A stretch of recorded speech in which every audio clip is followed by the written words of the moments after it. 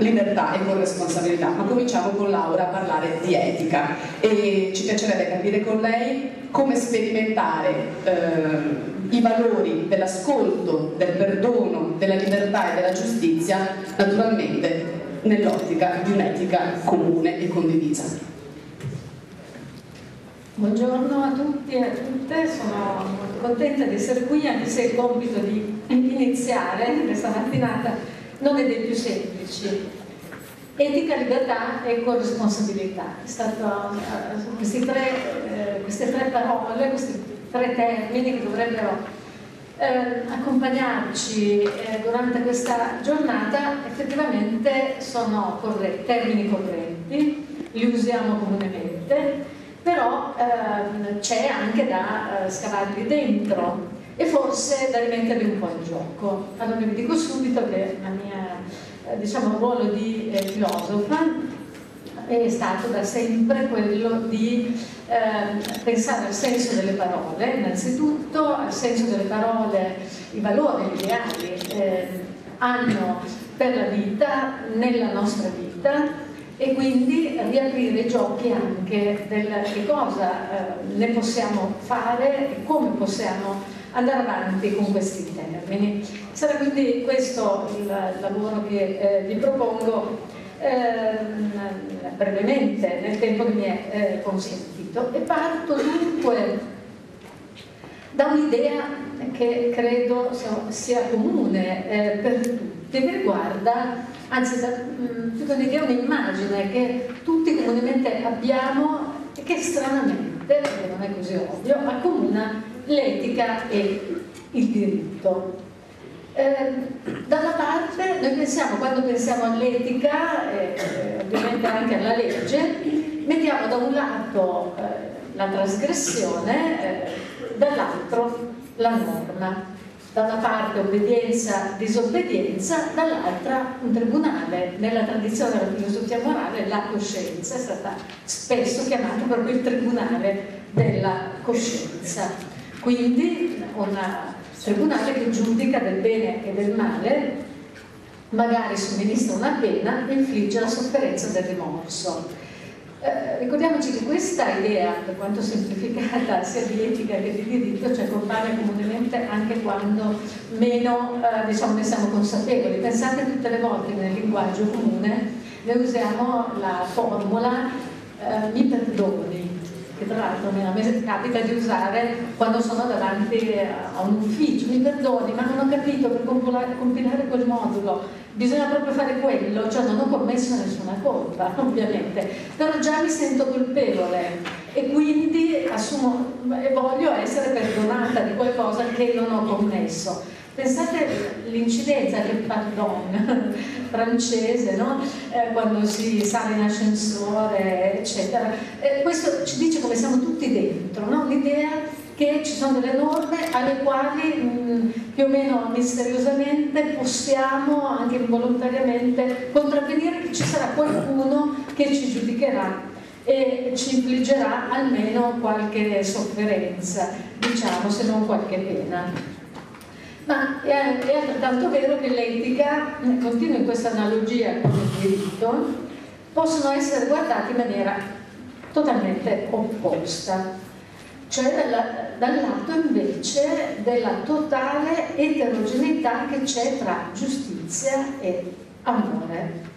La giustizia, sappiamo, lavora in terza persona, ha bisogno, no, di una certa impersonalità anche quando, per esempio, deve ristabilire una certa bilancia nei confronti dei più deboli.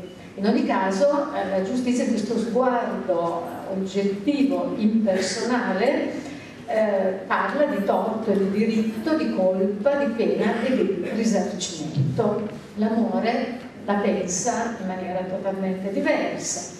L'amore ragiona spesso in seconda persona, io, tu, faccia a faccia, no? Ti vedo, ti guardo. Relazione diretta tra una persona con nome e cognome e un altro, un'altra. L'amore ragiona in termini di libertà e di dono, non si può comandare a nessuno, ovviamente. L'amore è un dono libero e gratuito.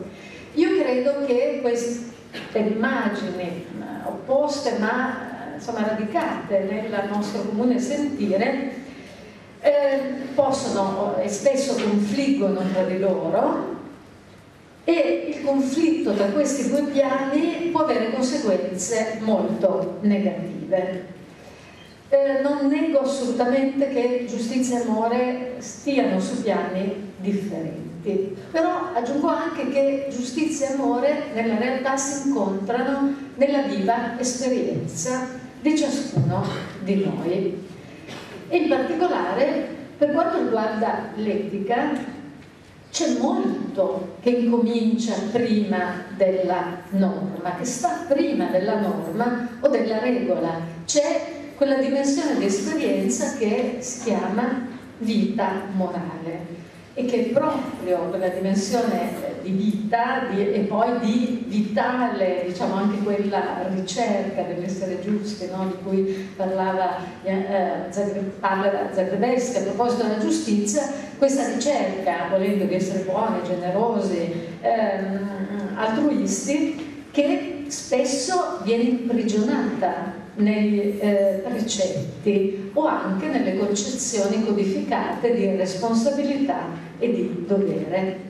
È altrettanto vero che tutto ciò che sta nella vita morale, che sta molto prima, ci prepara eventualmente al bene, alla giustizia, tutto questo avviene, non è che non sia mai avvenuto, cioè può anche avvenire che faccia circolare aria nel rigore della giustizia e anche nel rigore del dovere, rendendo per esempio il dovere non tanto uno sforzo della volontà di obbedire a delle norme o dei valori astratti, ma facendo del dovere una scelta dettata dall'amore per la giustizia e per la libertà. Allora, quello che io considero molto utile è un esercizio per andare a vedere dove nasce l'etica. E oggi credo che andare a cercare dove nasce l'etica non sia una cosa facile, ma però è molto interessante. Aggiungo subito che almeno io sono convinta che nessuna etica, non so quanto, ma spererei anche nessun diritto, possa iniziare concentrandosi esclusivamente sul male, e questo l'abbiamo visto anche per il male catastrofico della storia della politica del Novecento che si è appena concluso. Cioè un'etica che comincia dal male è un'etica solo che può dire di no a determinati comportamenti, ma non sarà mai un'etica diciamo, che ci aiuta a vivere la nostra vita morale. Perché nella vita morale, e questo dovremmo saperlo tutti, non c'è solo il male, e d'altra parte non c'è solo il bene, la vita morale dei buoni e la vita immorale. Assolutamente le cose non si dividono in questo modo così netto. Nella vita morale c'è un movimento, per esempio di slancio, di sforzo, di essere buoni, generosi, altruisti, e d'altra parte di ricaduta indietro. Ci sono errori, ma ci sono anche sforzi sempre ripetuti di miglioramento. C'è un fare, compiere determinate azioni, ma anche un non compiere determinate azioni. Quindi c'è una situazione mista, si potrebbe dire. E io credo che sia proprio di qui, da questa situazione che può apparire anche ambigua, ma comunque aderisce profondamente a quelle che sono i nostri sforzi e anche le nostre imperfezioni. Ecco, è di qua che a partire di cui credo che si possano affrontare le questioni più scottanti dell'etica oggi. certo l'innocenza, la malvagità, ma anche il coraggio, la vergogna, la menzogna, che è uno dei problemi morali fondamentali, l'indifferenza e anche la vita e la morte. Allora, per incominciare a fare un piccolo, diciamo, affondo in questo esercizio di andare a vedere dove nasce l'etica, io partirei dal gettare una sonda nell'agire, cioè in quella parte della nostra esperienza che ci accompagna tutti i giorni. E in particolare, se si parla o si guarda l'agire, andrei subito a vedere gli errori che conseguono all'azione e che spesso risultano o sono, diciamo, intrecciati con le relazioni che costituiscono la rete entro la quale le nostre relazioni producono effetti e che tra questi effetti ovviamente ci può essere anche la sofferenza o il danno nei confronti degli altri. Quindi l'agire contiene di sé la possibilità ovviamente di sbagliare nelle cose piccole e nelle cose grandi, ma contiene in sé anche la possibilità di ricominciare da capo, che coincide per me almeno con la libertà di ciascuno. Vorrei innanzitutto allora spostare lo sguardo dall'agire come lo consideriamo comunemente, fare, no? Fare, produrre effetti buoni, cattivi, costruttivi, distruttivi, all'agire invece come vivere nel segno del cambiamento, che è uno sguardo più ampio. E proprio guardando più da vicino e con uno sguardo più ampio ciò che facciamo quando agiamo, sembra semplice saperlo, ma forse qualche volta è meglio chiedersi che cosa faccio quando agisco. Adottando questo sguardo credo che si possano scoprire i punti in cui è possibile inserire una logica etica e, lo sa, anche giuridica, diversa da quella della colpa e della pena. Proprio la vita morale, come dicevo prima, quel misto qualche volta ambiguo di bene e di male, di sforzi e di cadute, ci insegna, e questo è il discorso di fondo che vorrei trasmettervi oggi, ci insegna a collegare ambiti di esperienza anche radicalmente diversi. Non dobbiamo pensare che giustizia e amore siano due mondi completamente separati. No, la nostra esperienza, la nostra vita morale ogni giorno ci insegna a metterli in collegamento. E solo se si parla di vita morale, quindi di che cosa facciamo quando agiamo, allora è proprio lì che si apre la possibilità di vivere il dovere e la regola non solo come obbligo e obbedienza, ma anche come educazione a giudicare il bene e il male e quindi a essere liberi. Mi riferisco molto rapidamente a alcuni detti comuni, che però sono abbastanza, come tutti i detti comuni, un po' proverbiali, sono dei macigni secondo me, che è meglio un po' diciamo sbloccare. Pensate al detto comune, comunque si agisce si sbaglia, no? In Italia soprattutto ha una tona, qualche volta anche un po' scettico, se non cinico. Lo dicono molti genitori disperati. Insieme a questo, per quanto riguarda l'agire, c'è un altro detto di senso comune molto pesante: non si può disfare il già fatto, no? Che inchioda a ciò che si è fatto. Ma posso anche citare ciò che è stato. Allora, questi sono pensieri così correnti che aleggiano intorno a ciò che noi facciamo e secondo me, insomma, ci chiudono qualche prospettiva. Ora, agire, comunque si agisce e si sbaglia. Cosa vuol dire in realtà? Allora,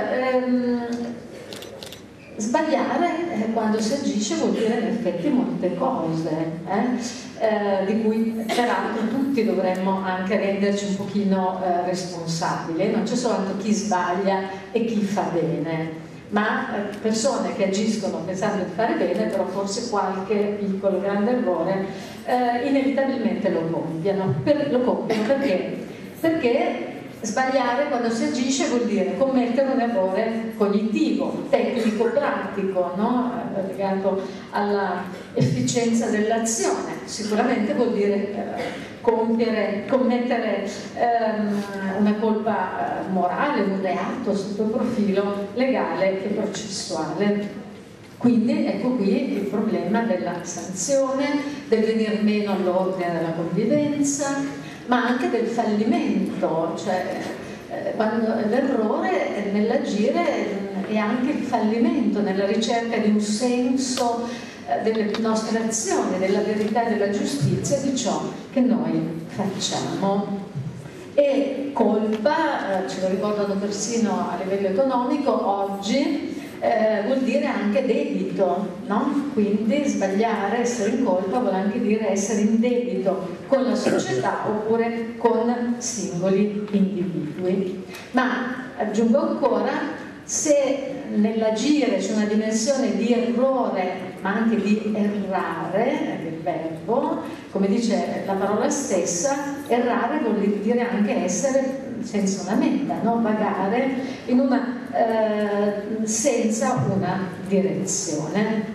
Allora, questa dimensione dell'errore, che secondo me non è così, diciamo, non divide i campi in maniera così netta, ci coinvolge un po' tutti, in effetti non riguarda semplicemente le conseguenze dell'agire, gli effetti buoni o cattivi sugli altri e sulle cose, ma coinvolge innanzitutto il fatto che le nostre azioni entrano in uno spazio relazionale, cioè ciò che noi facciamo è esposto agli influssi di altre azioni innescate da altri e che spesso interferiscono, no? Sulla direzione e sull'esito di ciò che facciamo. Ma guardiamo questo profilo, cioè lo spazio relazionale in cui noi agiamo e anche possiamo sbagliare. Guardiamolo nel profilo relativo alla storia individuale, cioè la storia di una vita, che da questo punto di vista poi ha delle analogie anche con la storia collettiva. Qui, come dicevo, entra in gioco un altro detto di senso comune: non si può disfare ciò che è stato fatto, cioè non si può invertire il decorso del tempo. Però è altrettanto vero che dire questo contrasta fortemente con il divenire di una vita, no? Cioè un colpevole o anche un offeso, un offensore, entrambi mutano nel tempo e in particolare vivono, e chi ha sbagliato per esempio vive nella dimensione anche della volontà di miglioramento, di mutamento di rotta, come anche, è altrettanto vero, per esempio l'offeso può tentare con il rancore di immobilizzare il tempo, ma quella è una lotta spesso impotente nei confronti proprio del tempo e della vita che va avanti. Non si può tanto remare contro il divenire, oppure non si può tanto lasciar fare al tempo, cioè che allora il tempo medica le ferite, lasciamo correre, liquidiamo ciò che è stato fatto. Questi sono, se voi ci pensate bene, sono momenti fondamentali della vita morale ma anche della vita politica. Per esempio, quando nell'epoca mccarthyista in America si diceva comunista una volta, comunista per sempre, si diceva qualcosa che confliggeva totalmente col coraggio che determinate persone che avevano aderito al comunismo, una volta visto l'esito per esempio negli anni di Stalin, avevano avuto nel cambiare opinione. Coraggio che corrispondeva al fatto che non volevano rimanere inchiodati tutta la vita ad una fede e ad una ideologia, esponendosi ovviamente anche a determinate contraddizioni e sofferenze legate al non voler portare sulle spalle il fardello di una scelta sbagliata. Io credo che se anche sul piano di una vita comune, una vita può entrare in contraddizione con le azioni sbagliate compiute in un determinato periodo. Allora, quando dico a che cosa può portare? Può portare a guardare la libertà in una maniera più complessa. Cioè la libertà è sicuramente una ricchezza che si possiede, ma rischiando di fallire. Cioè l'esercizio della libertà non è semplicemente una imposizione di ciò, delle nostre capacità alla realtà o agli altri, ma è proprio perché avviene in uno spazio relazionale, si espone alla possibilità del fallimento e quindi anche della trasgressione. Agire dunque è anche essere liberi e legarsi, consegnarsi agli altri. L'agire dunque non è semplicemente volontà di autoaffermazione, ma dipende in molti modi dalla relazione con altri. Credo che queste poche cose possano farci gettare uno sguardo diverso sul legame tra colpa, libertà e responsabilità.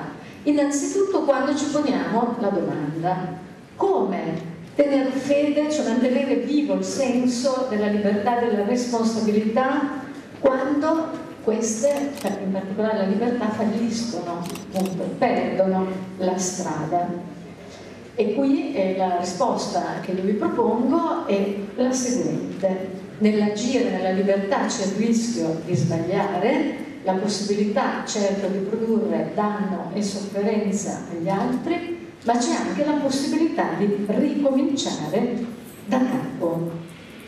Come ho appena detto, non si può disfare il già fatto, ma la vita dell'offeso e dell'offensore vanno avanti. Ed è qui, in questo andare avanti, che si rigiocano la libertà e la responsabilità. Ritorno sempre sul ciò che è fatto non può essere disfatto. È vero, però si può anche dire ciò che è fatto resta da fare. E questa, diciamo, nuova formulazione è relativa sicuramente a una logica che non è quella della ciò che è stato, comunque del tempo che ci trascina e ci pesa sulle spalle con il suo fardello, ma è la logica che per me è etica di non abbandonarsi appunto a questo flusso del tempo, ma di farlo ripartire. Ci sono cioè possibilità di agire che aiutano a sciogliere il grumo che si è creato nelle relazioni con gli altri, con se stessi e con la propria vita. Oggi è corrente il discorso bisogna reagire, no? Ai torti subiti oppure anche al rimorso, eccetera. Secondo me non basta reagire, cioè l'agire contiene dentro di sé la possibilità di agire in maniera nuova, cioè di andare in una direzione diversa da quella iniziale, cioè di interrompere l'automatismo del ciò che è stato, ciò che è fatto non può essere disfatto. E qui sono fondamentali le relazioni con gli altri. Faccio solo qualche esempio di queste possibilità di agire in cui anche chi diciamo ha trasgredito una norma però può ripartire, cioè rimettere in gioco la sua vita, anche chi insomma ha trasgredito è in debito, diciamo pure, con la convivenza e con il contesto sociale a cui pure insomma appartiene. Ecco, queste possibilità di agire hanno un nome molto preciso, si chiamano perdono e si chiamano riconciliazione, o anche volendo in altro modo li possiamo chiamare, e si tratta di gesti etici che noi, penso abbastanza comunemente, appaltiamo alla sensibilità religiosa e spirituale.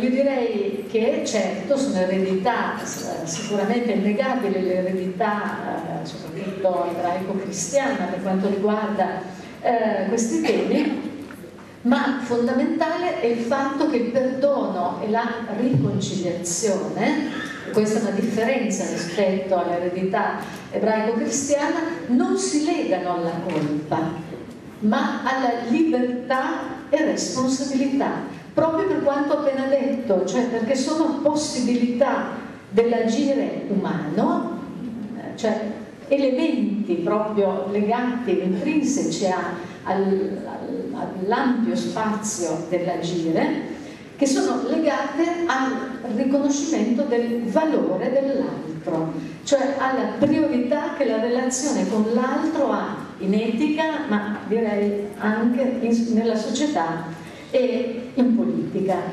Questi gesti, infatti, consentono un nuovo inizio all'interno di un'azione già iniziata.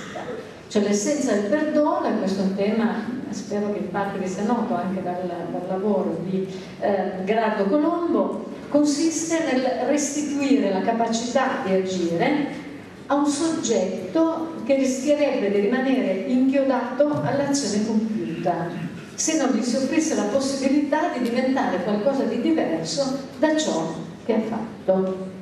Ripeto, è impossibile disfare il già fatto, però è possibile agire andando in un'altra direzione, ripartire, ricominciare da capo. E il senso profondo di quello che sto dicendo, il senso profondo del perdono, è che non si può essere perseguitati dalle proprie azioni. Il passato non può schiacciare sotto il suo peso il presente, e soprattutto c'è l'irriducibilità di ognuno ai suoi fallimenti. Noi non possiamo inchiodare una persona ad un'azione sbagliata, compiuta.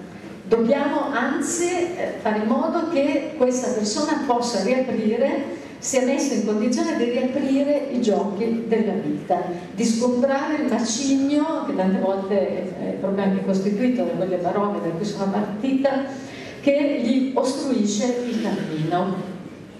Certo, bisogna assumersi il rischio di un avvenire diverso da quello che insomma il passato ci mostra, e sicuramente non intriso di rancore o di vendetta. Ma aggiungo anche, pensiamo che il perdono non solo ha il potere di far ripartire l'altro, ma ha anche un grande potere di mantenere in vita la relazione tra, per esempio, l'offeso e l'offensore. Pensate alla catastrofe che avviene quando, in conseguenza di determinate rotture, cioè anche per l'offeso, cioè il mondo si svuota, no? Quando si rompe catastroficamente una relazione, cioè quando per esempio un atto sbagliato incrina profondamente la possibilità di intendersi con l'altro. Quindi qui ripristinare una relazione, ripartire, non va solo a vantaggio di chi ha compiuto un'offesa, ma anche di chi è stato offeso. Allora, concludo dicendo che mi sembrano proprio questi punti, o almeno gli spunti, attraverso i quali noi possiamo vedere la forza con cui la sensibilità morale propria della vita, dell'esperienza morale quotidiana può farsi strada e collegare, lo ripeto, ambiti di esperienza anche radicalmente diversi. In sostanza, la libertà di agire è un dono che gli esseri umani si fanno con il riaprire insieme i giochi della vita. Grazie.